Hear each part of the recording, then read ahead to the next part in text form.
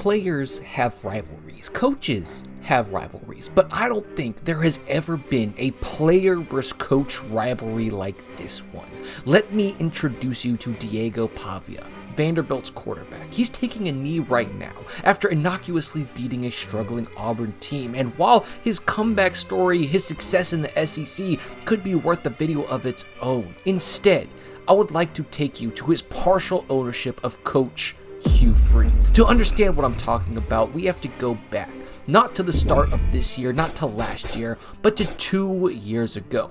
Diego was splitting reps at quarterback with Gavin Frakes at this little known school called New Mexico State, and honestly, they were struggling a bit, as rolling into conference play, they were 0-4 after getting blown out twice. But against New Mexico, they would hand the keys over to Pavia, and he would help them go on a legendary run, knocking off powerhouses such as UMass and Lamar before getting kicked around by Missouri to have to take on a consistent force to be reckoned with in Liberty, who was 8-3 up to this point, with a total losing margin of just 5 points across their 3 losses. Now, little did we know that this would kick off the first match between Diego and Hugh Freeze. And Diego, relax. Diego, chill. Oh my God. It was a slaughtering. Pavia threw for 214 yards and 3 touchdowns, as well as rushing for another 125 yards and 3 touchdowns to not just beat the seemingly stacked Liberty squad, but absolutely embarrass them at home in front of the kids. I mean, there was just no other way to describe it, no way to predict it. The Aggies were 25-point underdogs. Liberty was still predicted to win, even being down 14 points at the half. But like I said, this is a grudge match from hell. And even though Freeze left Liberty and took his coaching talent to Auburn, Diego would not forget. Let me take you to 2023. Pavia is now the lone quarterback for the New Mexico State Aggies, and the team as a whole was mounds better from the previous year.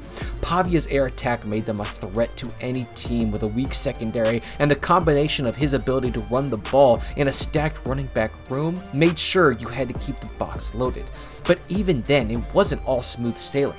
They dropped the game to UMass in their home opener, lost ironically to the now Chadwell-led Liberty team, who seemed to not want to allow Pavia to be the one to beat them before they would beat all the teams that they were just supposed to beat. They'd roll past FIU, Sam Houston, UTEP before playing significantly closer games to the likes of La Tech and Middle Tennessee. But now, they were slotted to be, of all team, Auburn's fluffer as they prep for Alabama the following week. And don't get me wrong, Auburn may have not looked like the powerhouse school that they have been in previous seasons, but they were still a damn good team. That same UMass team that beat New Mexico State got slaughtered a week later by the Tigers, and then they would roll past Cal, obviously beat Samford before dropping a game to a strong Texas A&M team, losing by 1 score to a number 1 team in the country in Georgia, then got throttled in a 30-point loss to LSU before failing a comeback against number 13 Ole Miss, meaning that their only losses were to high-level SEC teams or top 25 teams. Then they take their anger out on Mississippi State before ironically kicking Vanderbilt's teeth in and stomping Arkansas by 38 points, where they'd have to get ready for Alabama. Oh wait, I forgot. There's a team in between Arkansas and Alabama. Who is it? Oh, New Mexico State. Okay, well, sure. After seeing what they did to UMass, this should be easy. But no, dear viewer, because you see, leading New Mexico State was Diego motherfucking Pavia, and coaching Auburn was Hugh motherfucking Freeze, and this grudge match had all but divine intervention fueling it. So coming into this game, New Mexico State were 25-point dogs again, had never beaten an SEC team, and apparently weren't asked if that meant anything to them, because it absolutely didn't. The opening drive for the Aggies marched down the field and scored, fueled by 2 pass interferences from Auburn, one of which on a failed 4th down conversion. Then they would force a 3-and-out, setting off a punting battle that eventually resulted in Auburn getting the ball at the 19-yard line, driving 81 yards and tying the ball game up, as New Mexico State would then put together an 11-play, 53-yard drive that ended in a field goal and essentially the end of the half. But the second half, whatever adjustments were made by New Mexico, put those guys in NATO, because their brains should be used for more than football. They scored on every single drive they touched the ball, not explosive plays either. I'm talking about 10 plays for 80 yards, forced the punt, then go 16 plays for 83 yards, taking off 10 minutes before holding Auburn to a field goal, recovering the onside, and managing to waste 3.5 minutes to drive 43 yards to score once again, bringing it to not just a win, but a dominating, commanding 31-10 win in favor of New Mexico State. But this, I wish I could tell you, was the end. It absolutely wasn't. You see, Pavia realized that next year they weren't playing against Auburn, meaning he wasn't going to be able to smack around Hugh Freeze, and that simply was not acceptable. So he took his talent somewhere Freeze wouldn't see him coming: Vanderbilt. Now, what Pavia has done at Vandy up to this point has been incredible, but he had to ease Freeze into a sense of complacency about what was going to happen by giving up losses to Georgia State and Missouri, as Freeze probably chuckled to himself like, ha, welcome to the SEC, and then would forget about him as Auburn was having their own struggles after losing to Cal and then taking their anger out on New Mexico. But then they go on the slide of the century. They lost to Arkansas, then had to face the typical ranked team gauntlet you get if you're in the SEC. And although they were competitive-ish in those games, they lost to Oklahoma, Georgia, and Missouri all in a row before bouncing back against Kentucky and having to play against Vanderbilt. But I mean, come on, it's Vanderbilt at home for Auburn. They've only lost to them twice in the last 46 years, and Vandy hasn't even been, wait, they beat who this year? They beat Bama and Ball State? And they're ranked? Okay, this couldn't be worse, except for the fact that this new Vanderbilt quarterback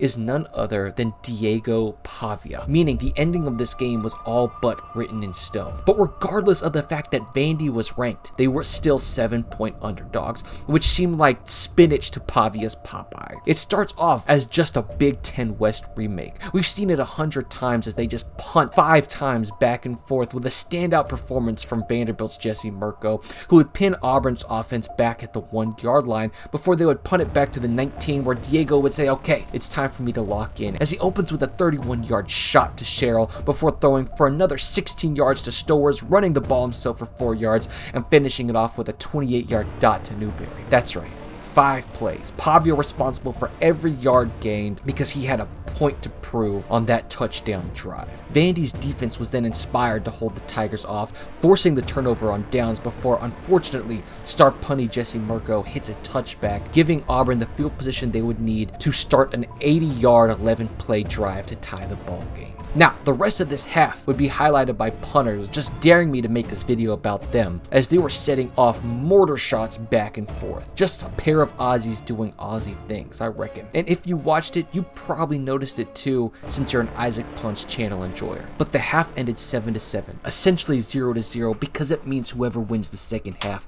wins the game. An early punt by Vandy put the ball in Auburn's court, only for a 7-play drive that should have ended with a 46-yard field goal was upset by a miss from the typically sure-footed Towns McGo. The Auburn offense was aided not at all though by another back-breaking Jesse Mirko punt before Chapman would try to simply get the ball across midfield but would give up a huge return, almost immediately setting up the Commodores in field goal range, where even after a great defensive effort, Brock Taylor would give Vandy the lead again. In desperation mode now, Auburn would have to pull out all the stops. They begin to drive, picking up first downs before, oh my god, be forced to punt on 4th and 16. Okay, you know what? They're still only down 3 points. They can do this. And that's what I would say if Vandy didn't put on a drive that you could hang in the Louvre. I'm talking 10 plays for 70 yards, but they'd have to stall out in field goal range. So assuming they make this trivial 25-yard field goal, Auburn is still, oh my god, they tried to jump the line and failed. They never held down the guard, so the jumper had to bounce off his own player. That's illegal use of leverage.